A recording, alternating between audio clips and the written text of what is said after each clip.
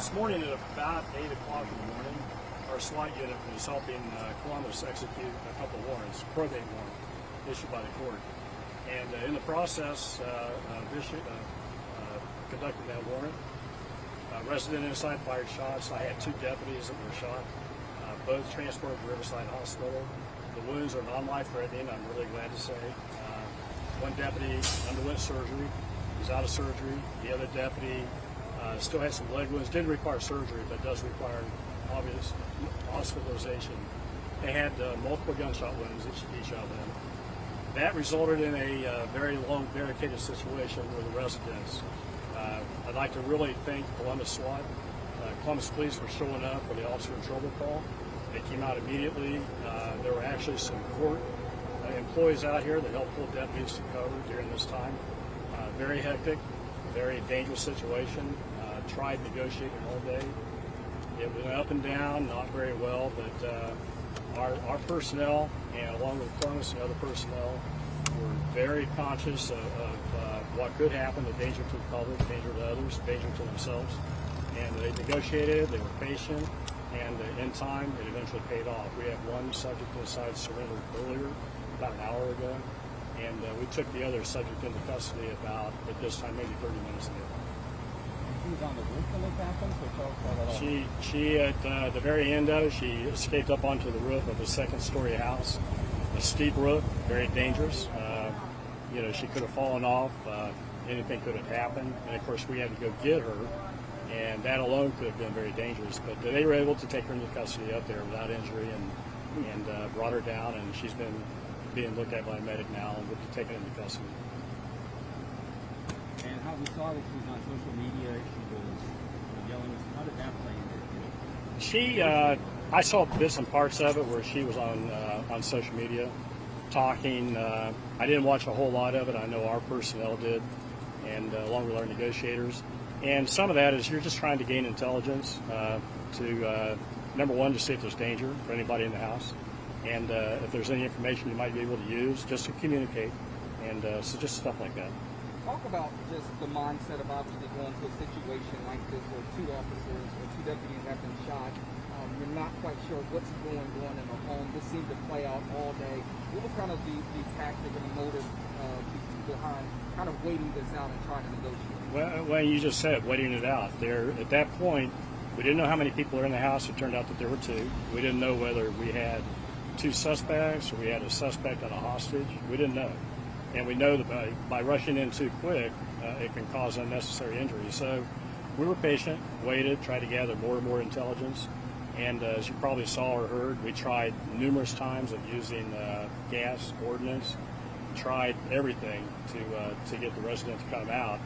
And she eventually came out on her own up to the roof, but just a lot of patience and trying to slow things down, not rush it.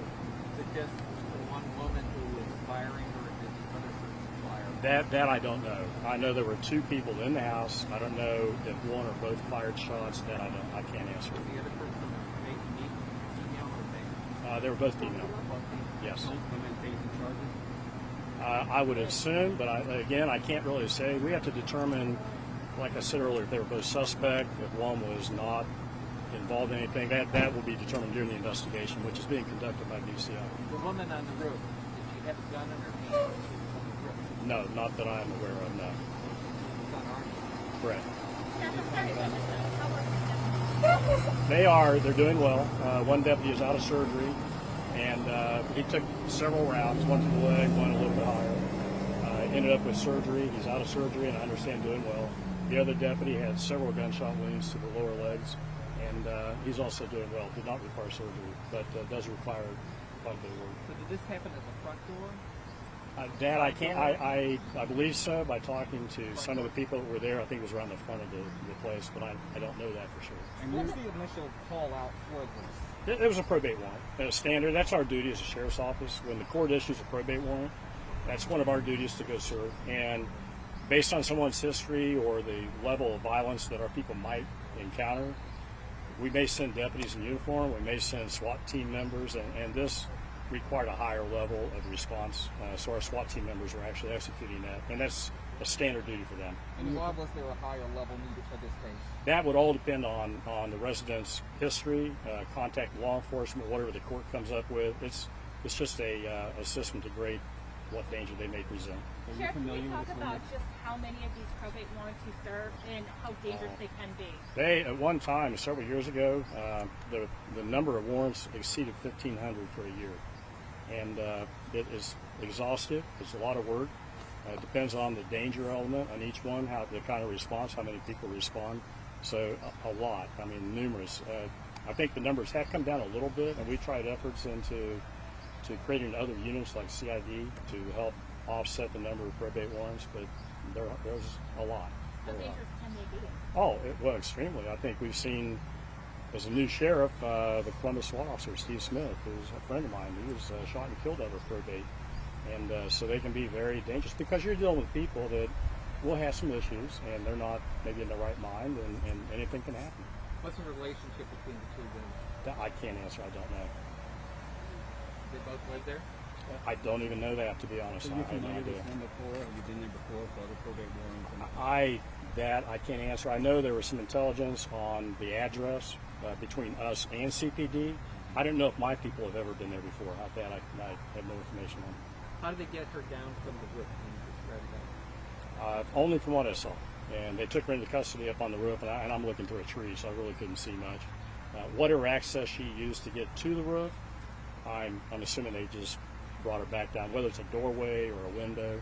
But so the officers went into the house? they went into the house, and they went to the point where she went onto the roof, and then at that point they were able to grab her and bring her back. There are other people like going on Facebook Live, showing all the scenes in front of the house. How does that impact your negotiation? And she can see what's going on. Well, if we can use any of that information for our benefit, as far as intelligence, we might be able to pick up on the footage.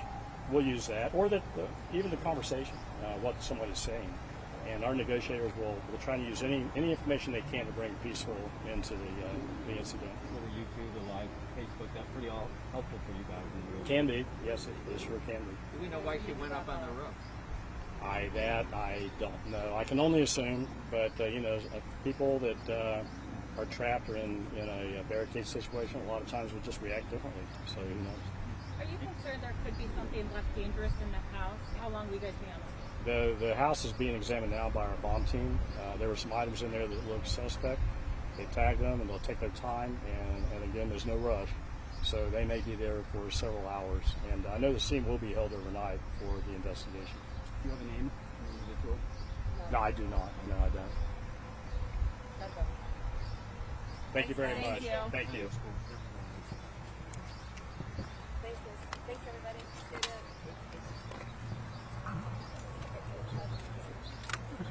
Thank you. I get the head by the way.